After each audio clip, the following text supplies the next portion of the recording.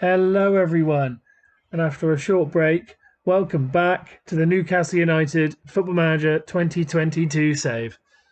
As promised, I haven't just forgotten about this save. I will be picking it back up for a second season, seeing as we managed to somehow not win the title in the last season. You rejoin us here, having made our transfers for the summer, and we are ready to play our first games of the second season. First off, however, I have to go through our transfer business. You'll see here we sold a couple of players. I'll start with those. First up here, we perhaps surprisingly sold Martin Dubravka to Tottenham Hotspur. Reason for that was during the last season, whilst he was kind of a sturdy pair of hands, he wasn't outstanding. He could have been a lot better and done a lot better. So I just dropped him off and picked up a new goalkeeper. Secondly, we sold Jamal Lascelles.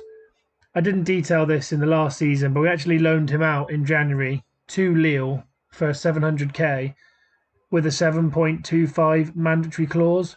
So to get 8 million overall for him, I'm happy with, as he was pretty shocking for us. We sold Freddie Woodman to Brighton for 5 million. Again, a player I was never going to use, so happy to let go. I sold Jonjo Shelvey and also sold Mark Gillespie. All in all, a load of players we're never ever going to use. The only player we actually used who I sold was Miguel Almiron. So I've sent him out on loan. Leeds are paying 1.1 million to loan him for this season, and then picking him up for 10 million at the end of this season. Almiron's one of those players, he's all pace, no actual talent, so I'm quite happy to let him go. Now, on to the transfers. So, left back, I felt like needed some real improvement, with Grimaldo last season being a huge disappointment and Lewis just not being Premier League winner standard. You'll see here we picked up Nuno Mendes. His stats are absolutely fantastic for the left role. Good pace, good crossing, good dribbling, pretty much 13-14s across the board. And for some reason, PSG did not pick him up in my save, so an easy transfer. Then we bought a new goalkeeper. Having sold Dubravka, we had to pick someone up, and I decided to pick up Dean Henderson. Reason for that being homegrown and absolutely fantastic stats. You see him compared here to Dubravka. He's better at almost everything apart from aerial and shot stopping. But as we're playing him as a sweeper keeper, he's a massive improvement on what we had before. The last transfer that we paid for was Audrey Zola, although you remember we actually paid for him last season rather than this season. So he finally joined at the end of the season. He's nothing exceptional, 3 stars according to my assistant manager. But he will be a big improvement in right back, I think. He should do a good job. And then we picked up Dan Axel Zagadou on a free transfer. Good pace, acceleration maybe not what we want, but he'll do a job. He's going to be our 3rd or 4th choice centre-back. We also picked up James Tarkowski on a free. Again, you can't really turn these players down. Tarkowski, homegrown, good pace, good defending. Overall, just a really good player. Will be 3rd choice centre-back. And then finally, we picked up Corentin Tolisso on a free as well. 2.5 star, current ability. Just a rotation option for midfield and backup right back as well. He can play in a multitude of positions, so for a free, you can't really turn that down. The rest of my transfers appear to have moved into the prior year for some reason. I'm not quite sure why. You'll note that some of these are youth players that we've picked up, just planning for the future if we do continue this save. That's what the majority of these are, although a couple of these will get some game time this season. Hugo Felix is one of them I like the look of, who probably will get a game or two. The rest of them I'll just scan through. They're all regens who my scouts gave 5-star potential, so because they're so cheap, I couldn't really not pick them up. Finn Mathiasson, English striker, looks to be one of the best of the bunch, but basically on regen day, I went through all of the kind of big clubs and any players who looked like they had really good potential. I put an offer in for and negotiated a contract, and then I waited for my scout report to come back before confirming the transfer. Any which had 5-star, I thought for around £1-2 million, most of them, it's always worth taking the punt because with English youngsters, even if they don't grow to be world beaters, you'll almost always make your money back. And as they're English and under 21, they don't take up any registration slots, etc. So yeah, good to get these guys in. Almost all of them have now they're in the club either 4-star or 5-star potential. This was one I paid a little bit more for, which is Wayne Pollard. Paid $8 million for him, but that's mainly because my scout said he was going to be basically a world beater. I'm not sure how much I believe that, but the scout who came in did have 20/20 on judging player ability and potential, so I took his word for it. Same here with Marvin Randall. Although his physicals need some work, he'll likely get the odd game in weaker cup games for me, just because I want to give him game time to try and develop these players as much as possible this season. And now one player that did drop into the prior season's transfers for some reason, who will be first choice, is this player here. A player we looked at last season and didn't want to come, has now made the switch across. So Sandro Tonali will probably be playing as our box-to-box midfielder, with Declan Rice playing our deep line playmaker role. We had a hole in box-to-box midfielder. Willock was playing there, doing a pretty average job, but we also had Shelvey playing there at times as well, and he just wasn't good enough. So now we have Tonali first choice, and then Willock for backup. You'll see here we do have a ton of other players also coming in who I've made offers for, who have got delayed transfers due to their age. Some of them there are coming from, I think it's ASEC Mimosas in Ivory Coast. This is one club I've noticed is worth scouting in every save every year, as they seem to develop 1 or 2 Premier League standard youngsters, every couple of years. And they're really, really cheap. The only issue is sometimes getting work permits for them. But yeah, we should be fine once he hits age, I think, if he's good enough. So you'll see here our team for the first game. We've got in pretty much all the players that we want, and you'll see everyone is kind of 3-star or above ability. Everyone's fit. Everyone's in decent form. And yeah, this is a definite improvement over the team we had for the prior season. So I'm really, really excited to see how they do this year. So without any further ado, let's get season 2 underway. Our first game being a home match up against Brighton and Hove Albion. Brighton, don't know if they've done much with their team. They've pretty much got the same side they had last season, so hopefully this should be a pretty easy win, but we'll see.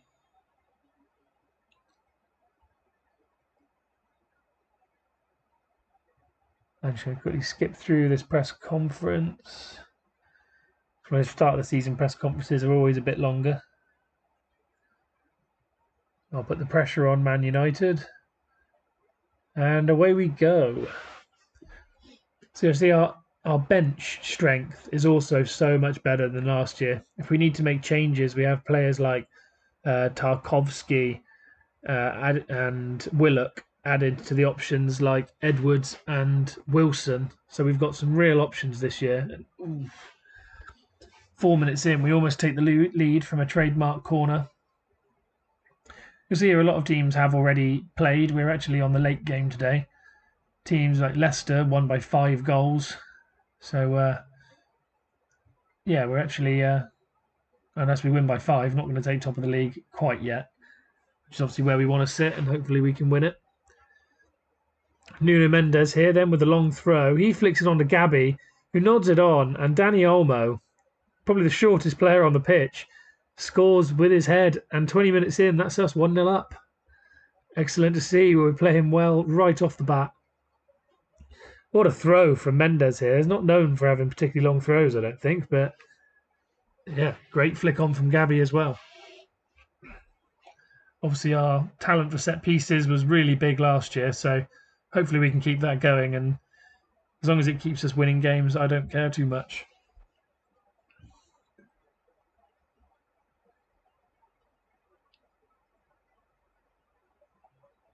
Approaching half-time then. Yeah, there we are. And it's only 1-0 so far. I will say I'm not particularly impressed. Whilst it's great to be ahead, we're not doing as well as I would have hoped. Our team should be vastly superior to Brighton, so we should be scoring a few more goals, I think. Olmo here whips the ball in. Tonali with his header, with his head, and it goes over the bar. And whilst I thought it looked offside, the flag did not go up, so it would have counted. Audrey Zola there with an even better throw-in than Nuno Mendes. Launches his throw to the far side of the box, comes all the way to David Neres at the far post, and he heads it in for a 2-0 lead. And both our goals here have come from long throw-ins. Tony Pulis, eat your heart out. He does have 14 long throws, to be fair, but he doesn't have the long bullet throw trait. But yeah, maybe those are going to become a bit of a weapon for Audrey Zola this season. It's worth noting, I also have no issues with playing Callum Chambers there in a fair few games, as Callum Chambers was absolutely fantastic for us at the end of last season. Despite some disappointing results we had, he definitely was one of the few players that shone through in that time. 70 minutes in there, and I probably should start thinking about making some changes. But while we're playing so well, I don't really want to ruin that. It'd be good to win and keep a clean sheet, but I will make a few changes. Diacate's having a very poor game, apparently.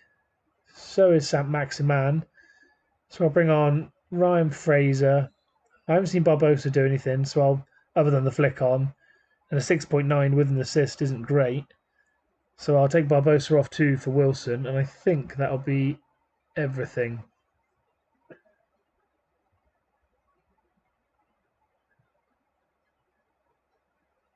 I'm going to demand a little bit more, as I was hoping for more than a 2-0 win, but as I said, you can't have everything. And 2 goals, clean sheet. If every game goes like this season, I'm sure we'll be happy. Though saying that, 87th minute, Fraser whips the ball in, nodded onwards by either Niakate or Koundé. I think it was Koundé. And Wilson at the far post with a poacher's effort from a yard out. Brilliant header from Koundé and a brilliant tap in from Wilson, and that's 3-0. And now we're delighted. That's more what we were expecting. But once again, three set pieces have scored us 3 goals in this game, and it really does make a difference when you can have that kind of set piece weaponry in your arsenal. Really good to see. Pretty good average ratings across the team. The only one with slightly dodgy average rating was Niakate. And Tonali had an average game, but he's not gonna bang him in every game, and you have that one chance with the header. I'm gonna tell them I'm happy with the result and the way they played. What do I say? No, it's a good win for us.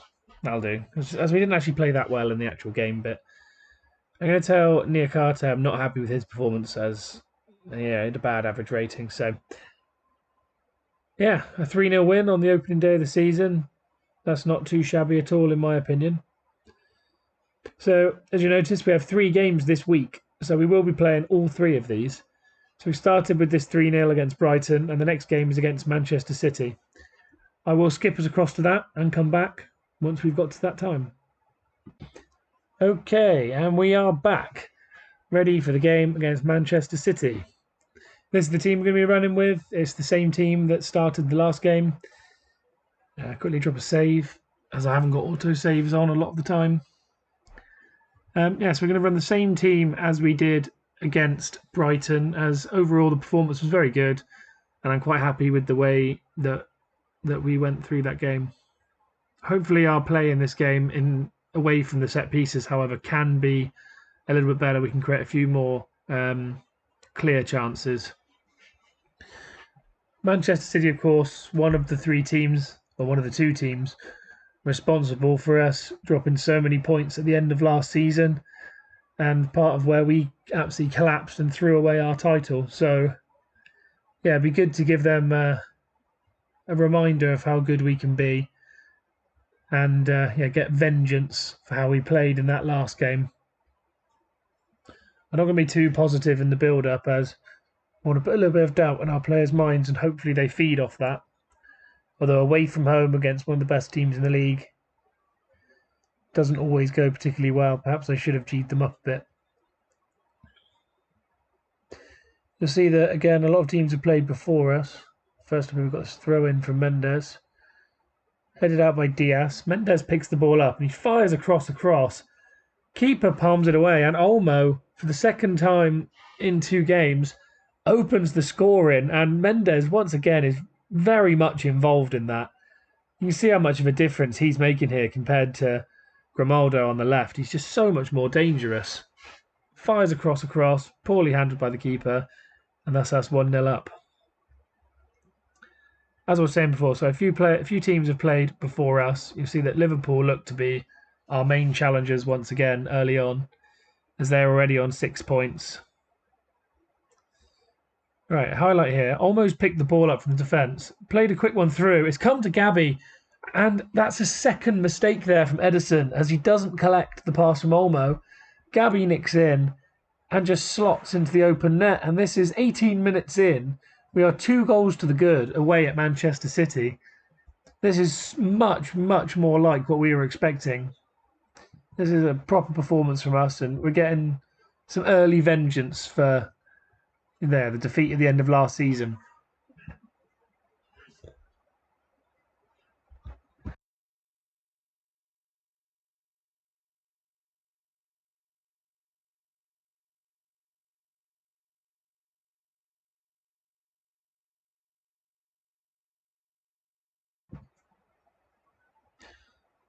"40 minutes in then, and we have another highlight here as Sterling picks up the ball. Grealish switches the ball out. It comes to Haaland, and I hadn't spotted that Manchester City had signed Erling Haaland, but sign him they have, and he misses his first effort at our goal, which is pretty surprising, seeing as Haaland tends to be an absolute demon in Football Manager this year. But if he's going to miss them, we've got to be happy he's missing them against us. And that was a sitter. I'm going to tell the lads not to get complacent, as despite the fact we're winning, if we get complacent, we could throw this away. And there's no team that will punish you better, really, than Manchester City. So, yeah, and I'm going to tell a few of the lads I'm not happy with how they're playing, as there are some poor average ratings out there amongst the sea of green and the rest of our team.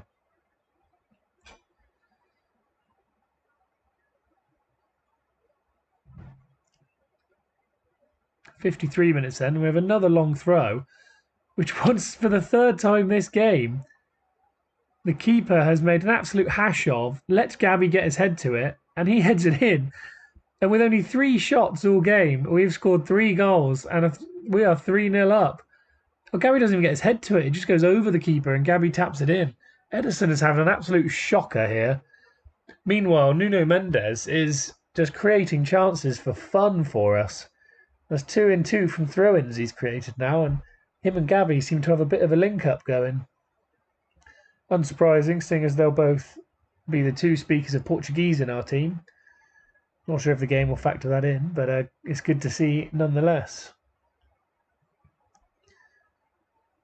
70 minutes in now, and there's not yet a sign of Manchester City mounting too much of a comeback. Once again, I don't really want to make changes, as we're playing so well, I don't want to ruin it, but we do have some tired legs out there. Koundé this time is on a poor average rating. Niakate is having a good game this game, but Koundé's on a poor average rating. Still going to leave him out there while we're on a clean sheet. I'm going to get Edwards in for Neres, as he's having a pretty average game and is on a yellow card. I'm actually going to put Edwards in the centre for Olmo as well, as Olmo has some fitness issues at the second. And then I'm going to move Maximan to the left, who's struggling out on the right. So I'll move him over to the left, and then I'll bring Ryan Fraser on to play on the right. Hopefully having a bit more of an inverted player on that left-hand side will make a difference. 80 minutes in then. Another highlight here, potentially for us with one of our throw-ins, although this one doesn't quite go to plan, and we give Manchester City the ball back. De Bruyne plays a bit of a hopeful ball over, that's picked up simply by Audrey Zola. Tonali and Rice here, got to be careful, don't want to lose the ball. They haven't. They played a good pass out to Saint-Maximin, who can now run at his man.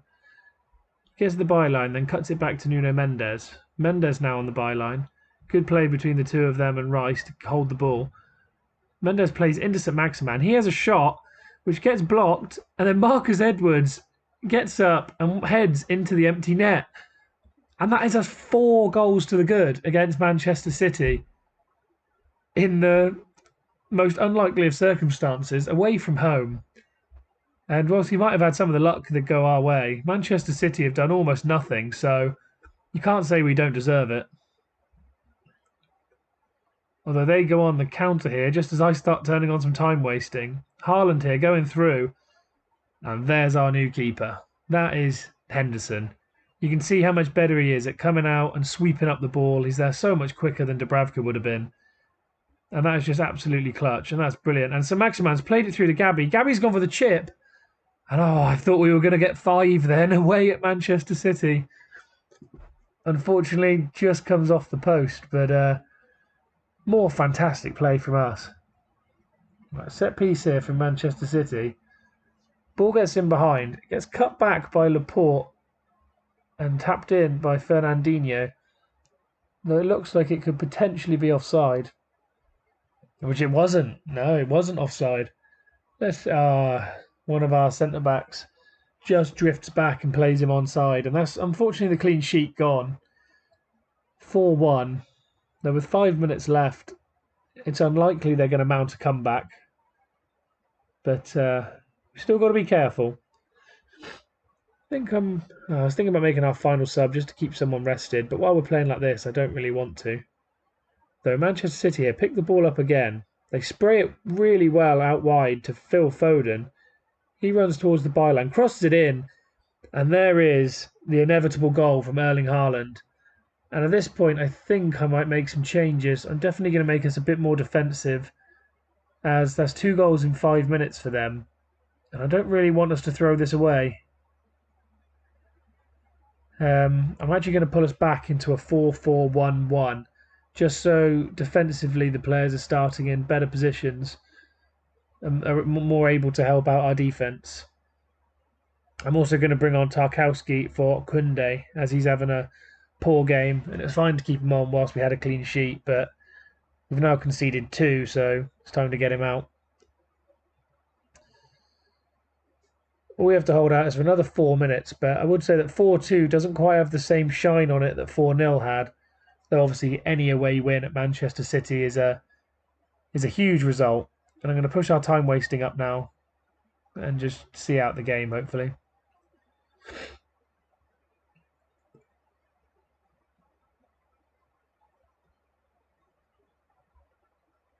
And there we have it. What a way to start the season. 3-0 win at Brighton at home, and then a 4-2 win away at Manchester City. Absolutely brilliant from the lads, and that just shows how good our team can be on their day. So, we started the season well and looked good for pushing for the title challenge again this year. I think with the length of this episode, I'm actually not going to play the Norwich game as well. I will leave it here, and I'll get back to you in the next one, I think. So, if you've enjoyed, please click like, subscribe, and maybe leave a comment and let us know how you think we're going to do this year. If you want to see some alternative videos, please also click on my channel. I do also upload some Warzone content, and I've also got a playthrough of the new Pokemon game, Brilliant Diamond, being released daily at the minute. If you've enjoyed, please let me know, and I hope to catch you on the next one.